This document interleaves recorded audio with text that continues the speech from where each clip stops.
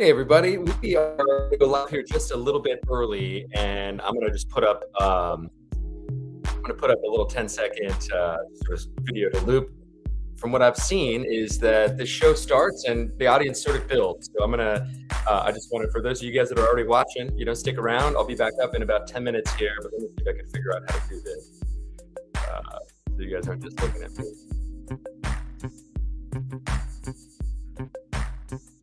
We've got a great show coming up here. All right, let's do this. There we go. All right.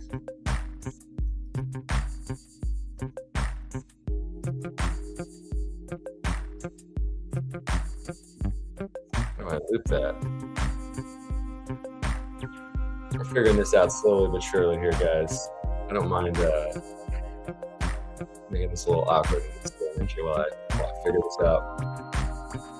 Oh, here we go. I think I got it. All right, we'll be back in about 7 minutes to start the show. We have Lydia Terrazas. She is one of the best journalists of her generation. And then we also have Leah Nelson, who I first met with Appleseed back in Alabama. She's now uncovering just another incredible story of injustice. We'll have that just a little bit here, guys. I'll be right back.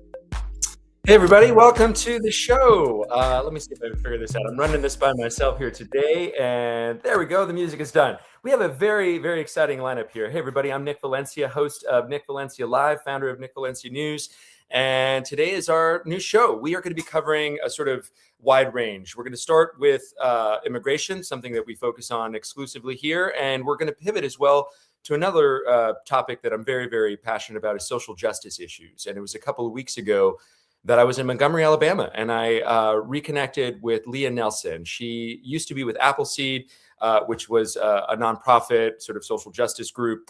She is now part of a legal defense where they have uncovered just an absolute bombshell of a story. It was back in the 70s that a man was sentenced to death, a black man. His defense attorney was a member of the KKK, and they uncovered this through just extensive reporting, documents, finding photos of him at Klan rallies. They reached out to him. Believe it or not, this guy is still an attorney practicing in Alabama. He's about to celebrate his 50th year as a defense attorney. And according to her reporting, Leah Nelson, who's going to join us just after our next guest, the Alabama State Bar knew about this guy, knew about his affiliations and his connections with the Klan, and they allowed him to continue on as a lawyer. So we have that report. It's out on the Substack. I shared it a little while ago, but we want to start in Texas here. Lydia Terrazas is a reporter who you guys may have heard of, especially if you guys follow my work. You probably follow hers.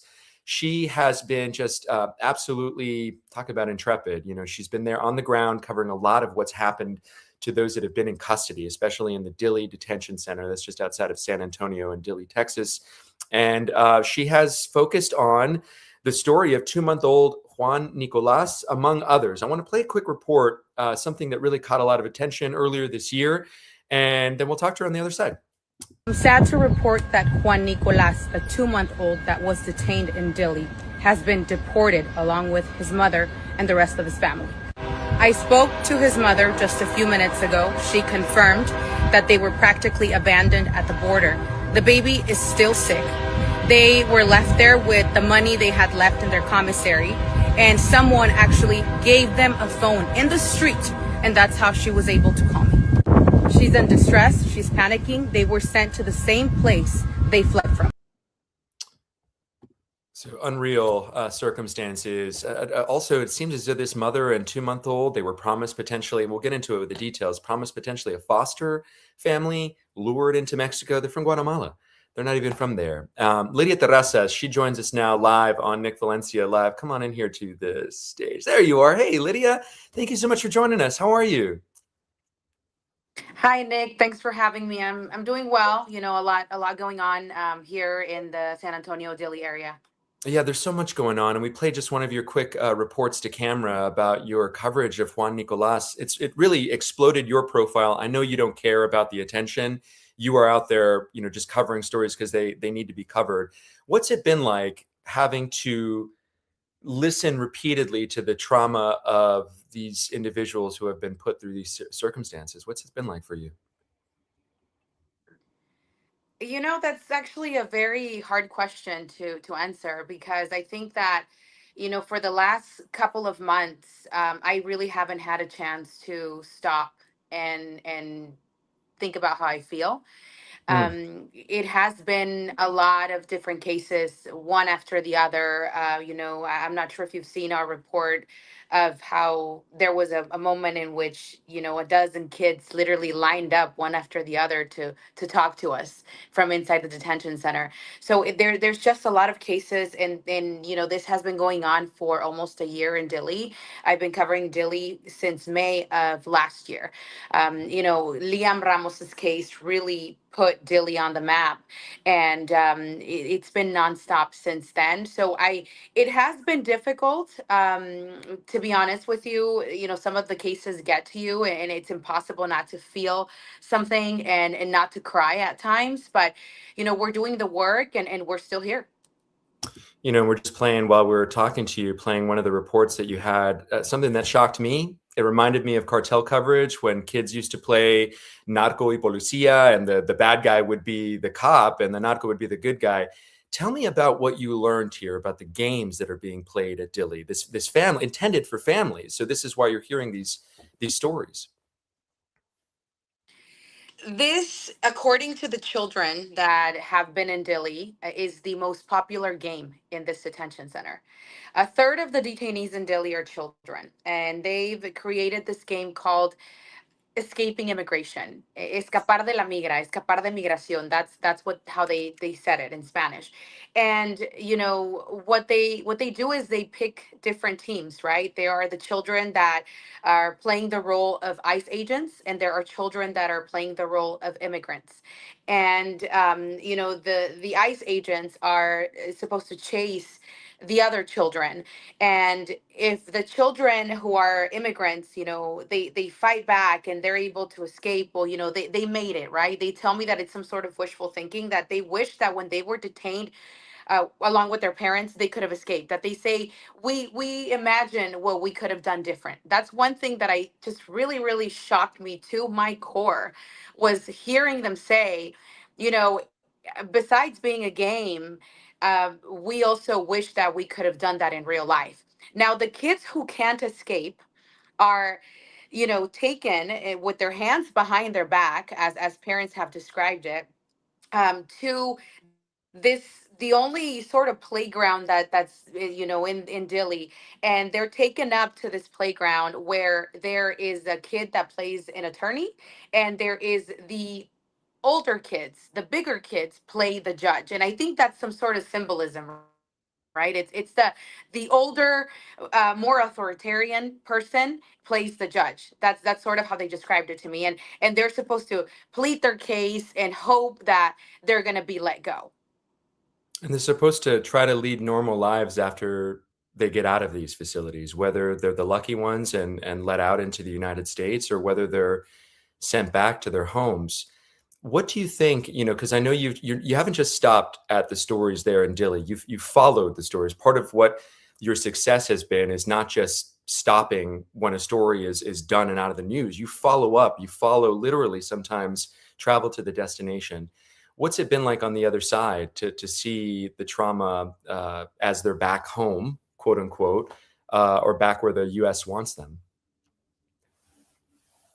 I think this is very important because it's not being covered enough. The aftermath of family detention.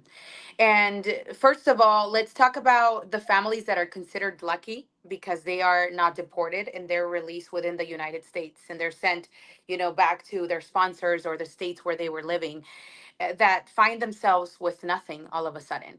We just reported on a family that, they were sent back to, well, really, they were dropped off at a bus station so they could, catch a bus to New Mexico. And when they returned to the apartment that they called home for over 2 years, they found that someone stole all their belongings, including their dog. They found themselves in this place where their car, was abandoned in the parking lot, and they were given their keys back, so they were living in their car. And right now, they are able to find an apartment because the community has really, really.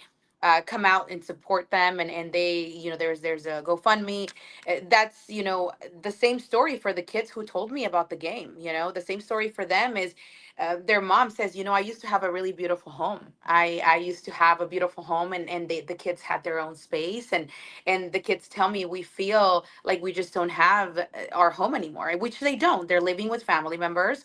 Dads are out of a job, and they have to start from scratch, and it is very hard. It is very, very difficult because they're taken to this place, they're detained for months, and then when they finally go home, everything that they knew, everything that they were used to is completely gone, and they have to start again. And it is definitely a very difficult situation.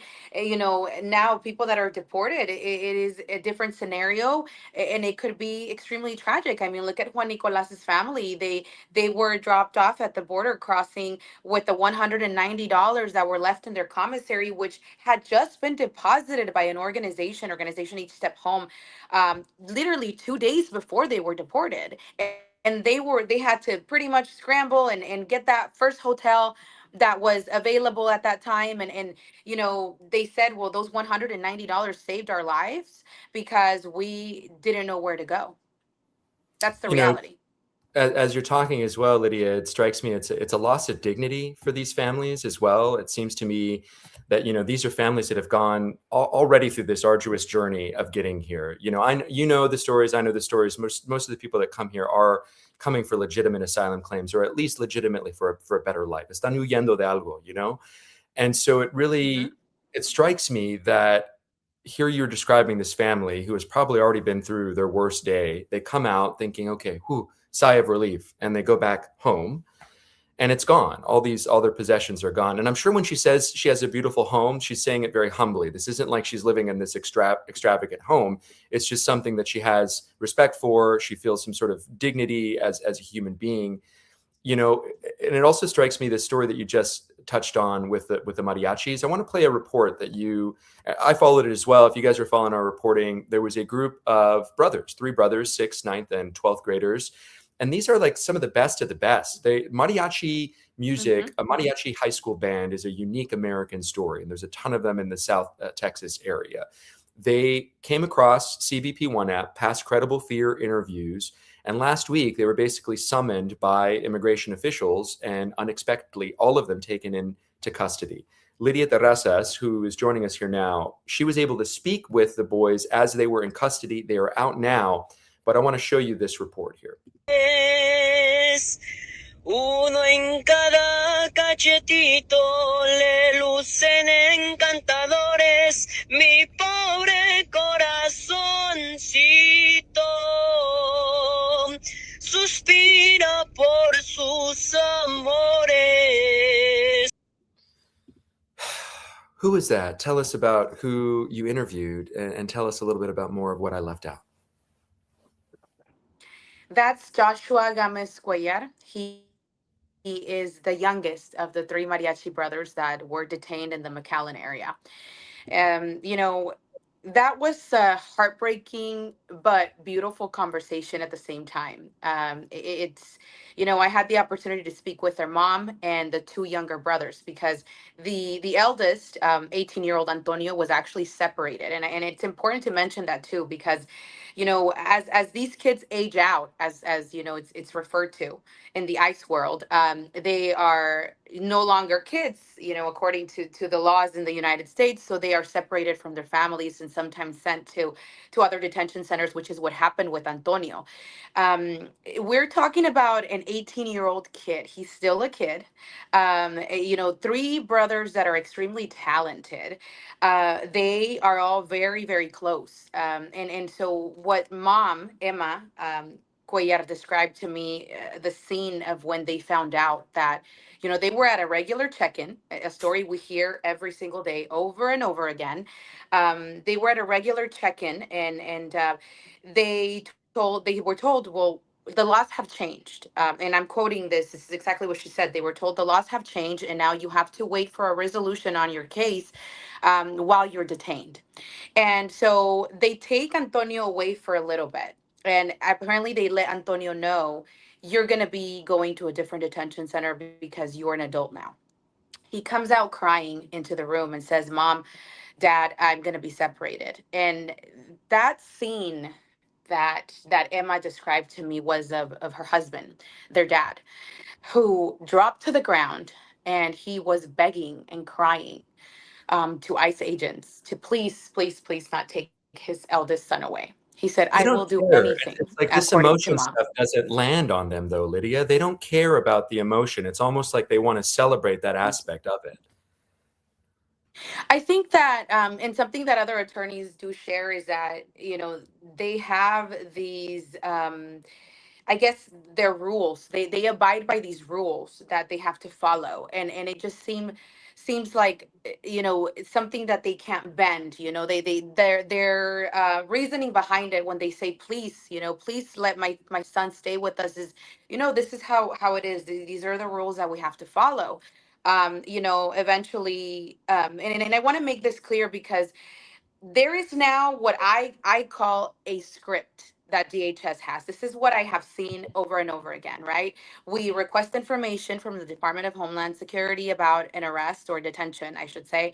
And it is almost as if they just copy and paste the new name of a case into the same script. And it says, in this case, Emma, her husband, chose to take their children into detention with them. They came into the United States unlawfully because as CBP 1 has disappeared now, the government is saying that these cases are unlawful. So that's sort of how they're pretty much putting everything under the same category. And so they end up taking Antonio away, and then they get to Dilly, and she says there was a moment where her husband would just roll on the ground, crying, begging to have her son back. Again, these are still kids. Even if you're 18, even if you're 14, they're still kids. And then you have this 12-year-old child who called me Miss, out of respect, Con sing a respeto, song yeah. to me. And it was such a heartbreaking testimony followed by this beautiful song. And it's just hard to explain. You just have to watch it. There's just really no other way to put it. And these are the best of the best. They just performed at Capitol Hill. They were just at Carnegie Hall. You hear that from white parents in our country. How do you get to Carnegie Hall? Practice, practice, practice. These kids just got here in 2023 and they're already adding value, a sense of pride to South Texas. You saw congressional candidate Bobby Polito come out and basically say, what the fuck is going on here? These are not the people that we're supposed to be targeting. And I want to make something clear. You hear this all the time from people who support what's going on, that this is a pendulum swinging back the other way, that Biden let in so many and the Democrats let in so many people. Why aren't we just going after the people that Biden let in? If they are so efficient and so effective at their jobs, if they have so much money and so many resources and the ability to literally triangulate around a neighborhood and know patterns of people's behavior, they have all the addresses of people who have been doing it the right way. Why not just go after people who are truly the criminals and the violent offenders? They're not. It's and then I hear stories about what you're sharing, Lydia.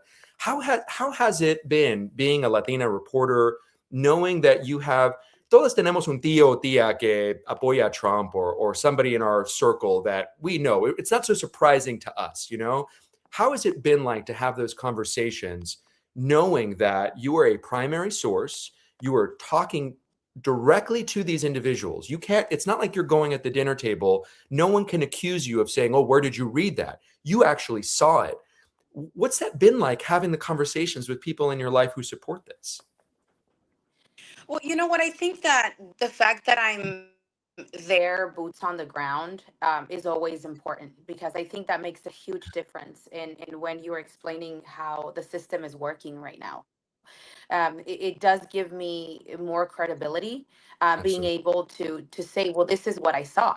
And I think that that's pretty much also what happened with you in Minnesota. You were there. You were among these agents while these crazy things were happening, and there is just a lot of value on that. I mean, people that didn't really believe that some of these things were happening, people that really thought, oh, there is absolutely no way that there is no purified water in Delhi. That's just not, there's no way. It's a basic human right. Well, I mean, it's true, and I have heard it time and time again, and it's gotten to the point where Congress members have been able to sneak out some samples of the water and are testing it. And I mean, you're going to tell me that dozens and hundreds of families are lying about their kids getting sick from drinking the water?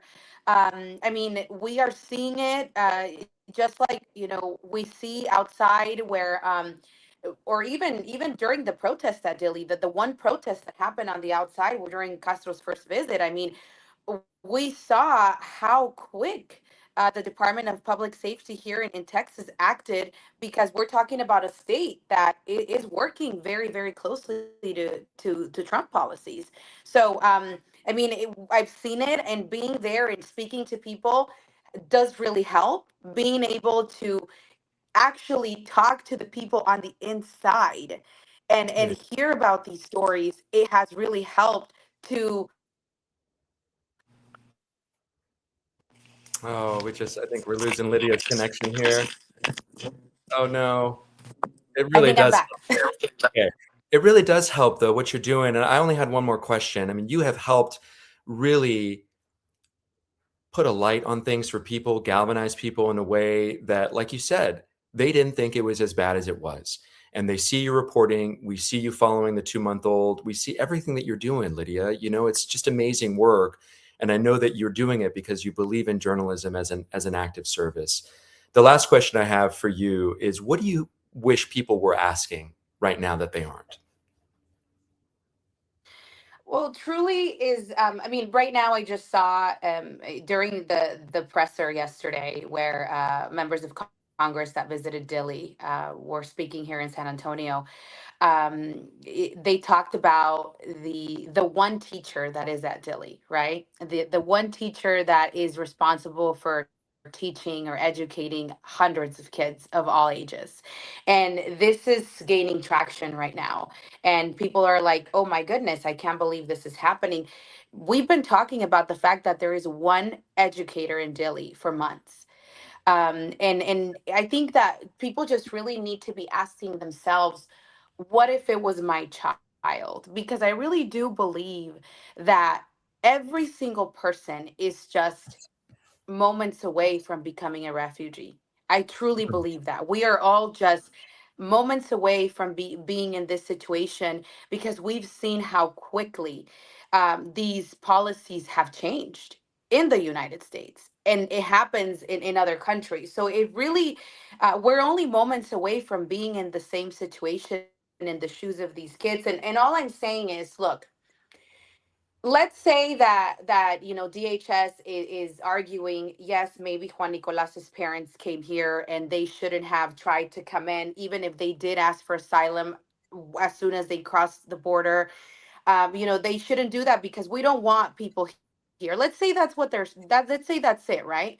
But we're talking about a 2-month-old baby who was in the hospital 6 hours, 7 hours before he was deported. We're talking about a situation that could have ended in death, in the death of an infant.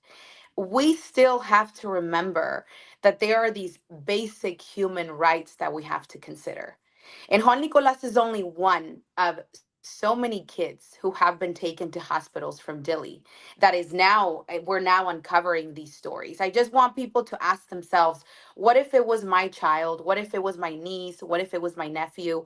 And just really that. It's a very, very simple question. We are, besides policy, it's about those basic human rights, especially children in this situation. And that's basically what the government is saying, is that they don't want to acknowledge asylum, that they, even though this is something that has been part of our country's fabric for, I don't even want to pretend to know how long. I mean, it's just so inextricably linked with what we are as the United States. Mhm. Since 2017, since Trump 1.0, the government has been effectively arguing that they're against asylum. They've been turning people away Mhm. at lawful points of entry, at Customs and Border Protection, CBP ports of entry and points of entry. You know, these are not just people who are being caught in the open fields by Border Patrol agents. And then that's another point that we should make. When they are caught or spotted by officials, federal officials, they're not running away. They're running towards the agents in the uniforms because they're so grateful to Exactly. see somebody here. You know, And it's Nick, if you allow me, because I think that's a great point. What you're saying is the asylum claims, and how the government's pretty much saying this is no longer valid, right? yeah. But it's Also, let's talk about the Flores Agreement, and this is directly, connected to Dili, which is the agreement from 1997 that states that immigrant children, shouldn't be detained for more than 20 days. Yeah. It's sort of a similar situation because the Trump administration, since August of last year, has attempted multiple times to end the Flores Agreement, to make the Flores Agreement disappear. And even though they haven't been allowed to, and judges had said no, the Flores Agreement stays. They have made sure, it looks like, to really just create a culture of where the Flores Agreement, even though it's there, it's not really being considered by judges anymore, especially in the state of Texas. You're So right. we are talking about families inside of the Dilley Detention Center that are hiding any sort of policy like the Flores Agreement, any like directive that is printed on a piece of paper, and they're trying to learn about it because they have that hope that they can go up to the judge and talk about the Flores Agreement, but judges are no longer considering it. It's maddening. I had no idea that that was happening. I mean, I just came from Camp East, Montana, and they are trying to educate themselves on what a habeas corpus petition is. That's a constitutional right that everyone has, that should be the first thing that you do if you're detained or your loved one is detained. And it effectively translates to bringing the body in front of the judge, so you have your day in court. It's not guaranteed, again, because like Lydia Terrazas says, we lost her connection, but her beautiful face was up here just moments ago. But as she's saying, these judges aren't even allowing or finding merit in something that has long been a policy and directive of the United States. And so, Lydia, you've been so gracious with your time. I know you're busy and just jamming. I was so grateful to just book you on the show. In your last few seconds before we get to Leah Nelson, anything that you want to talk about, anything that you want to say, and how do people follow you? Now's your chance. Well, I think that we just have to remember that, and I've been saying this, right? Just like Liam Ramos, Juan Nicolas, uh, Joshua, Caleb, and Antonio, there are still hundreds of children that are detained in Dili. And it's not just, in Dili, but detention centers all over the country. And we just need to continue to ask questions about the conditions in these places. I think that's important. You guys can find me as Lydia Terrazas on X, Lydia Terrazas News on Instagram, and also Lydia Terrazas on TikTok. And she is, I mean this, I'm not just saying this because she's here, but she is one of the best reporters of this generation.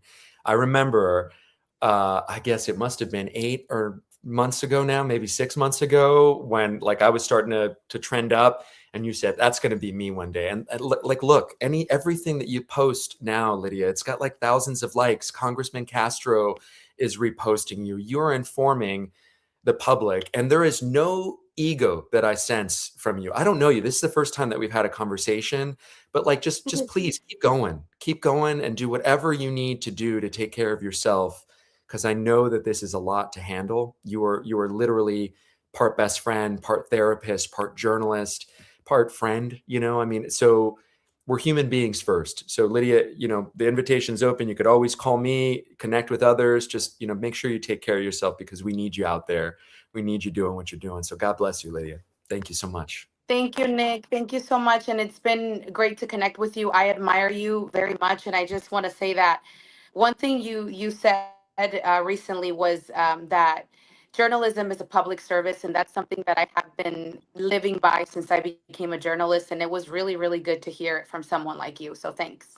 Amen. All right. We'll see you next time. We'll be following your reporting. That's Lydia Terrazas. Thank you so much for taking the time with Nick Valencia News. We'll see you next time. All right. We pivot to away from immigration. I know it's our favorite topic to talk about here, because I think it's the story of our lifetime. You think about all the things that Lydia was talking about, and the people that are in our lives, that intersect with our lives. It is brown people being persecuted right now. It's members of my community and her community, right? But you think about all the people that intersect with us, that love us, our partners, our spouses, our friends, neighbors.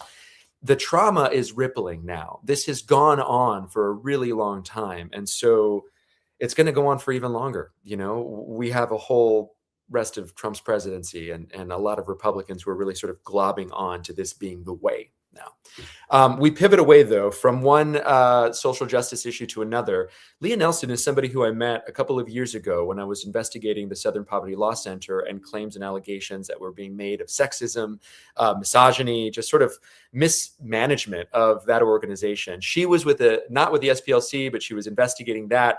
She's now investigating some really just terrible stuff. I reconnected with her recently when I was in Montgomery, Alabama. And she joins us in just a little bit here, but she was telling me about a member of the KKK who was a defense attorney for a man back in the 70s who was sentenced to death, and that the Alabama State Bar knew exactly of this man's affiliations to the KKK, did nothing about it.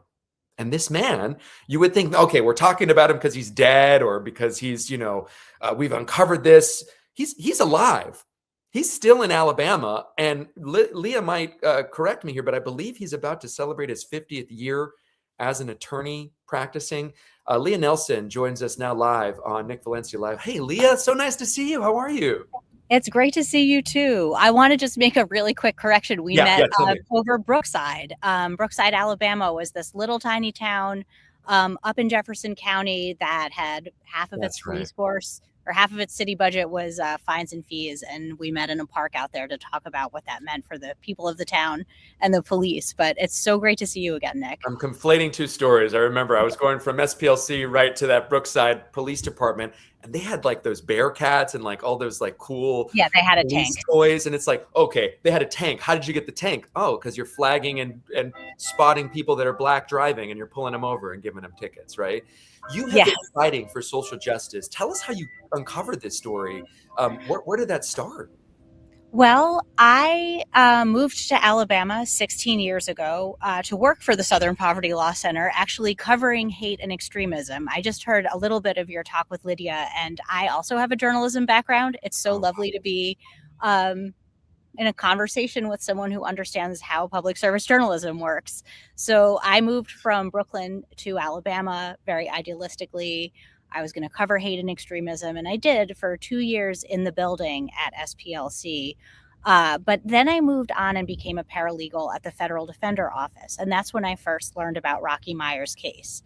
Mr. Myers is a Black man who, at the time I first encountered him, was on death row in Alabama, having been convicted in the 1991 stabbing death of his neighbor, a woman named Lydia Mae Tucker, in Decatur, Alabama. We knew Rocky was innocent. There's no forensic evidence that connected him to Miss Tucker's death.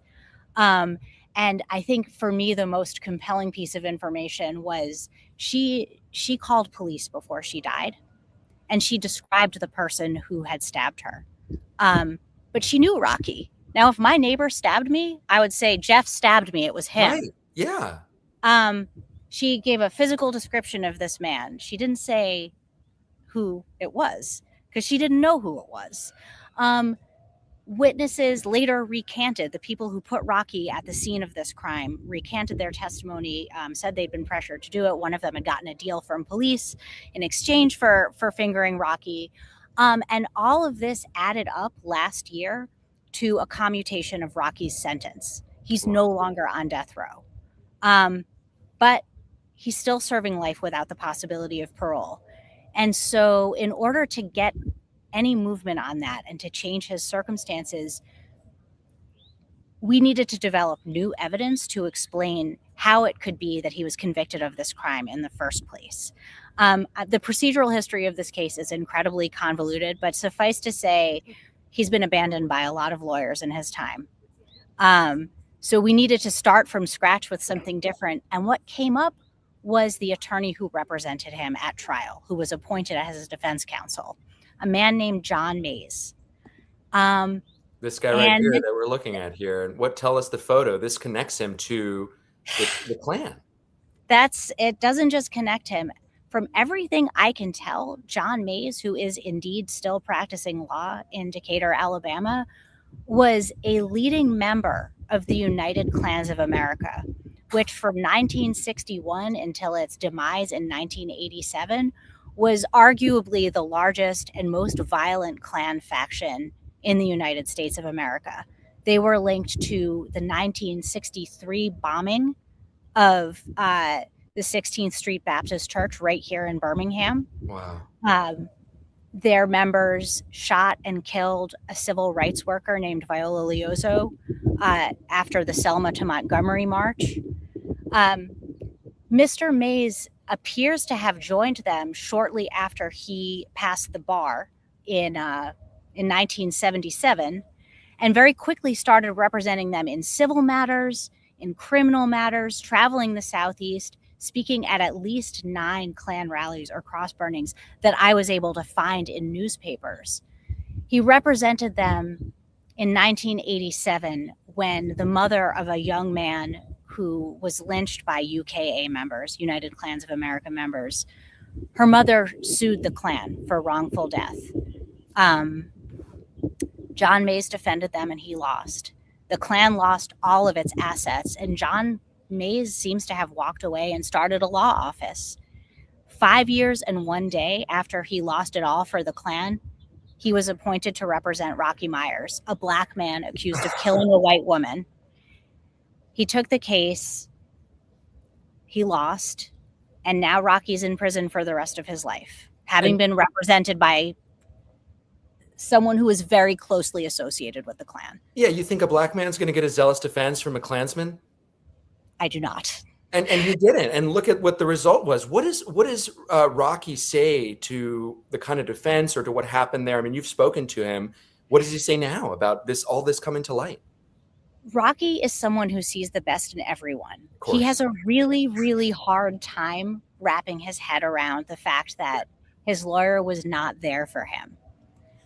But he knew about the 16th Street Baptist Church bombing. Everyone in America knew about that. So learning that he was defended by the same person who defended the organization that carried out one of the most infamous, horrific terrorist attacks of the 20th century, I don't know that Rocky has fully digested that. I can't speak for him. I'm pulling up the Substack article now, and I'm going to share this here with everybody. But while I do that, you reached out in good faith, as journalists do and as investigators do. You reached out to Counsel Mays, and Yes. What did he have to say about all of this?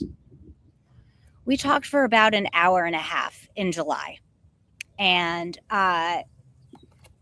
he told me that I guess I should report this in good faith. He says he was not a Klan member. He just likes defending unpopular causes. But I brought with me an article that he wrote for the Fiery Cross, which was the Klan's quarterly publication, where he was thanked as one of the people who made it possible for that publication to occur. Is this the article here? I pulled some elements. You sent me some stuff here. Here's a picture of a Klan rally that he is named in this newspaper article as being at. So you're coming with receipts, and what is his response to this? His response is just, couldn't be me. But when I asked him, why does this article say that you were imperial counsel to the Klan? He said, it's imperial consul. And I didn't accept that position. And it's like, oh, I'm sorry. Did I mispronounce the honorific that you didn't accept? What the fuck? What is this right here that we're looking at? This subscription form. This is one of the pieces that are part of this all here as well. Right. So what you're seeing along the side of that is the masthead. So the Fiery Cross was a quarterly publication published by the United Klans of America, and we see that they have thanked John E. Mays as an individual or organization who contributed material to make the publication possible. That's not his only byline for the United Klans of America. He was so much more than just a lawyer representing an unpopular cause. Lawyers representing unpopular causes do not speak at cross burnings. And I want to say, I went and spoke with some other Klan members, knocking on doors to see who might remember him. I went a couple weeks ago with a colleague of mine to have a conversation with someone in central Alabama who came out and was very gregarious and certainly remembered John Mays, and he was the guy that you called if you were a Klansman and you got in trouble. And this man, in describing the many violent acts that he personally had undertaken, that John Mays helped defend criminally. He put his finger to my temple to demonstrate where the gun was one time. He slashed his hand across my colleague's chest to demonstrate where the knife was. I believe every criminal defendant deserves a zealous defense. And so I believe Rocky deserved a zealous defense. And I'm glad that this man, who did end up going to prison for the shooting and the knifing that he demonstrated on me and my colleague, I'm glad he had a defense. But I cannot in good conscience think that a Klan lawyer could represent a Black man accused of killing a white woman in 1991. What has been the consequence of this? This seems like it should be a tectonic shift in the legal community in Alabama, that the state bar would say, oh my gosh, I can't believe that we have somebody like this representing. Tell me what has happened. So far, nothing. But right now, the Morgan County, Alabama District Attorney has a petition pending, and he needs to make a decision about how he wants to respond to it. We have presented all of the evidence and more that I've shared with you just now. And it is his choice whether he wants to say, I think this conviction should stand. I'm comfortable that Rocky had a fair trial and that all of his rights have been appropriately vindicated. Or he can say, when he responds on Monday, you know what? This was a mistake that I inherited from my predecessor, and I'm here to clean it up. I hope that he does what justice demands. I think it is very clear that John Mays was not the right person to represent Rocky. And I sincerely hope that the district attorney, when he replies on Monday, demonstrates having reached that same conclusion. I want to say I have some hope now that I didn't yesterday when we scheduled this. Yeah, tell me about it, because we pulled this as well here. This is news that just a show ago here. What are we looking at? Okay, so 3 seconds ago, no, 3 hours ago, Governor Ivey issued the second commutation of her career. And only the third commutation of a death sentence in the modern death penalty era in Alabama. She decided that Charles Sonny Burton should not die on Thursday. Mr. Burton was also a client of mine when I was at the Federal Defenders. I cannot take any credit for his commutation, but he's someone I know. Knowing you're involved in a lot of advocacy, and I'm not surprised that you played a role and you're downplaying the role that you played, okay? Well, let us say many, many, many people came together to accomplish this. But his lawyer just got to tell him, I think his lawyer is down there and was, saying goodbye. Sorry, I couldn't save your life. And they learned this news together that, in fact, Sonny is going to live. The state will not kill him Thursday. And the reason this gives me so much hope, aside from just, oh my God, this is unbelievable, I've been crying, is that this shows it is possible, even in Alabama, especially in Alabama, for someone to inherit a mistake that was made by a predecessor and to fix it, to do the right thing. Kay Ivey did not put Sonny Burton on death row, but she decided he shouldn't stay there. And Scott Anderson, the district attorney in Morgan County, he didn't bring the case against Rocky. He didn't prosecute him. He had nothing to do with John May's appointment. Now it is in his hands to say, enough. I'm going to do what justice demands. And I have new hope that he'll do that after what happened with Sonny today. You talking about this all, it reminds me of Just Mercy and Brian Stevenson's story, and going down into Alabama, right, and trying to convince a district attorney to do the right thing. I mean, I think right now, and if you guys don't know who Brian Stevenson is, I mean, it's just Equal Justice Initiative, EJI, is that right? Is that? Yes. Yeah, Equal Justice Initiative, the lynching museum, he was behind that in Montgomery. Everybody should go there. Yes. Everybody in our country needs to walk through that building just to see the impact. It just strikes me, Leah, as you're talking about that there's a lot of opportunity now in 2026 for us to, rectify some of the wrongs, the sins of our fathers. You hear all that all the time, but just to do the right thing. And I think, to land the plane on this, talking about service and a service position, this is the ultimate act of service, to do the right thing and showing up as the individual.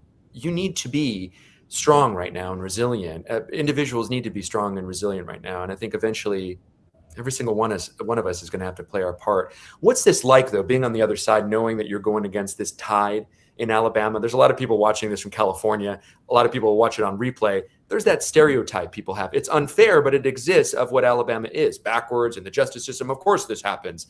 But here you are, this progressive voice, this bastion of light here. What is it really like? Give us the reality. I love it here. I moved here for a 2-year fellowship 16 years ago, and I never left. It's not perfect, but it is the most interesting place on earth. And I have been able to find a place and a lane for myself that I would never have expected. I am a walking stereotype in some ways, right?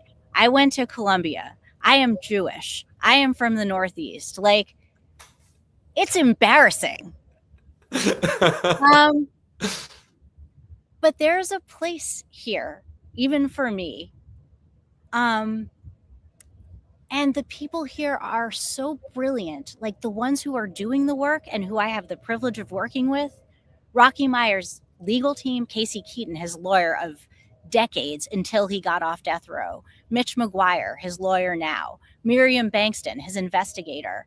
And so many other people who some of them are no longer with us, who are part of saving Rocky's life. And now I hope of moving him to the next step, which is freedom. I would never have had the privilege of working with them if I had stayed in Brooklyn. I lived in LA for a minute. It was great. Very good coffee. I couldn't have done this.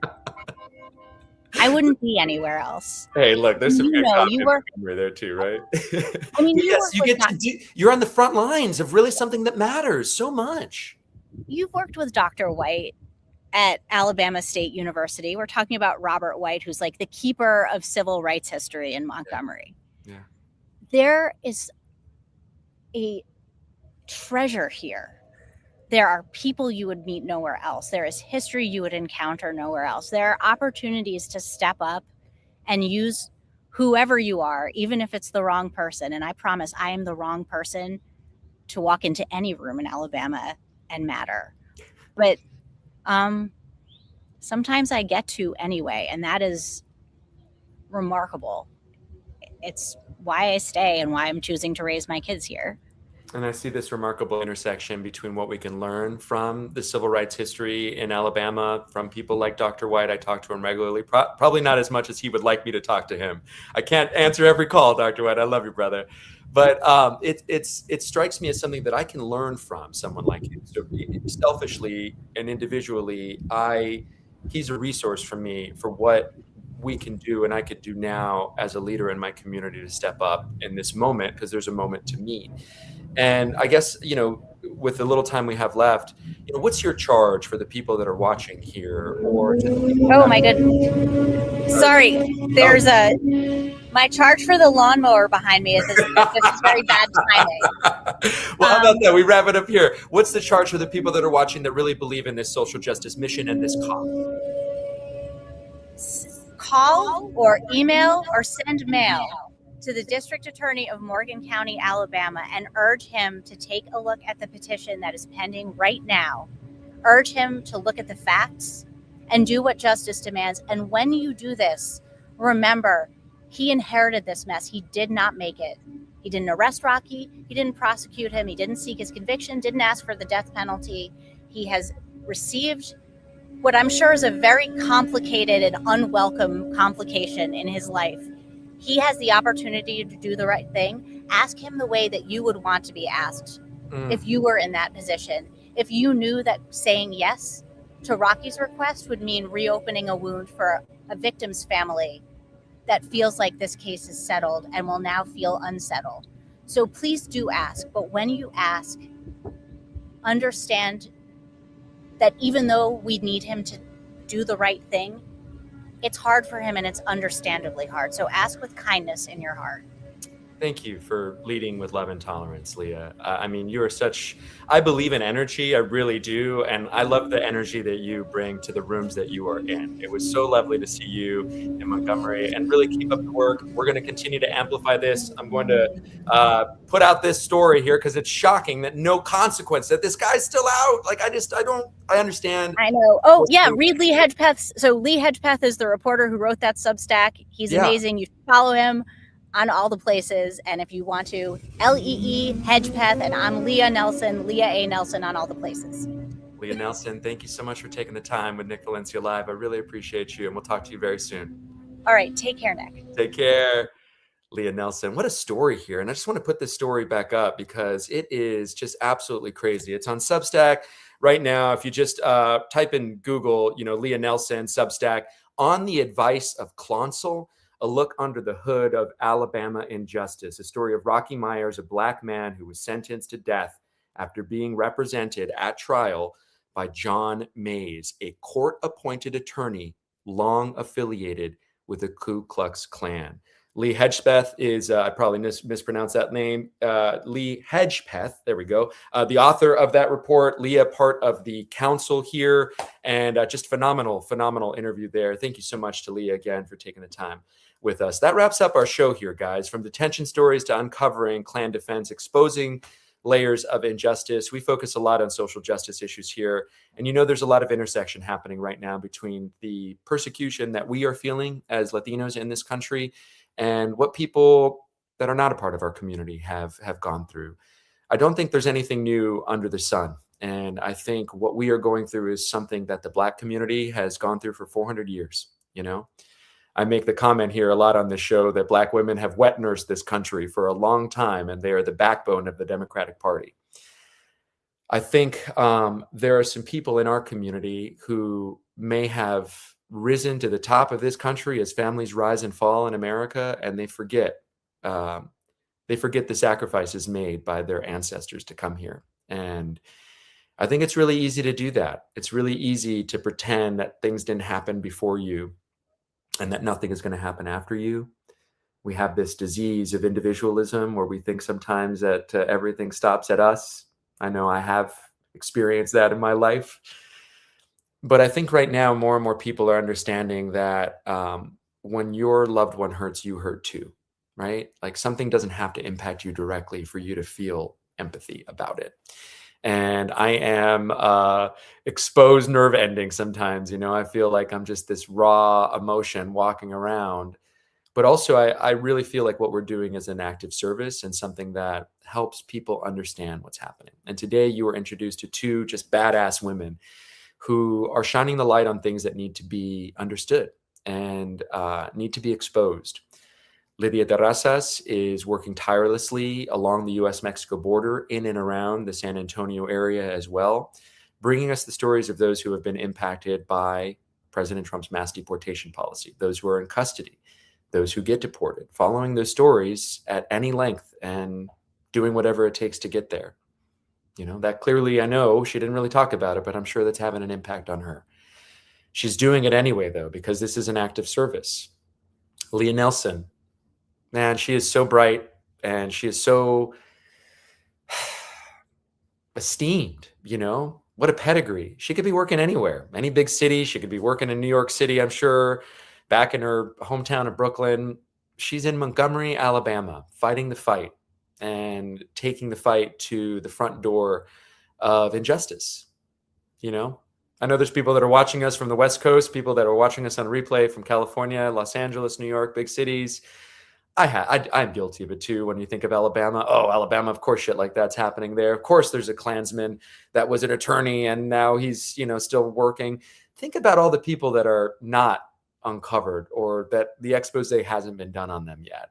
And I think what I'm trying to say is that there's an opportunity for somebody like Leah to really make a big difference. The light shines brightest in the darkest rooms. So I'm coming up on time here. It's 1:52 Eastern. Thank you guys so much for taking the time with us today and just being with us here. I really appreciate everyone who's been watching on Facebook, sharing on YouTube, liking, amplifying our messages on Instagram. And just continue to support us, man. We're locked in. We have some stuff coming up here. I guess I should talk about this before I let you go. We are 2 weeks out. In 2 weeks, I will be back home in Los Angeles. I'll be back home on March 24th, speaking at the USC Annenberg School of Journalism, to the journalism school there. It's a moderated discussion. I'm sure they're going to ask me all sorts of fun questions about new media, about what I've gone through and what I'm doing and what I'm up to now. And if I see that there's a runway for this new media atmosphere, ecosystem, whatever you want to call it.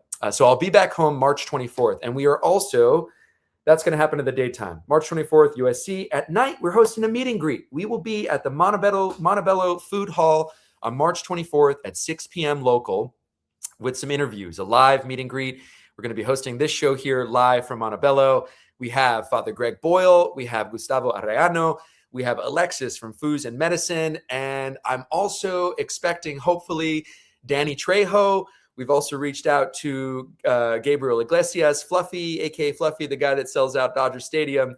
So a lot of people are going to be there, it seems like, and this is going to be a really fun thing. I think in this age of the internet, where everyone has a phone and we're all so connected, that sometimes we could feel really disconnected, and that the true currency of today is getting people face to face and shoulder to shoulder.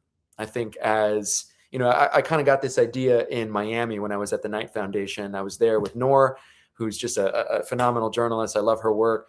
And she was like, telling me about the dead internet theory and how as more and more AI bots and artificial intelligence get out there, this thing that was created for human beings is getting taken over by non-humans, chat bots and things like that. So she's getting people together. It gave me the idea, hey, LA's our biggest city. I'm from there.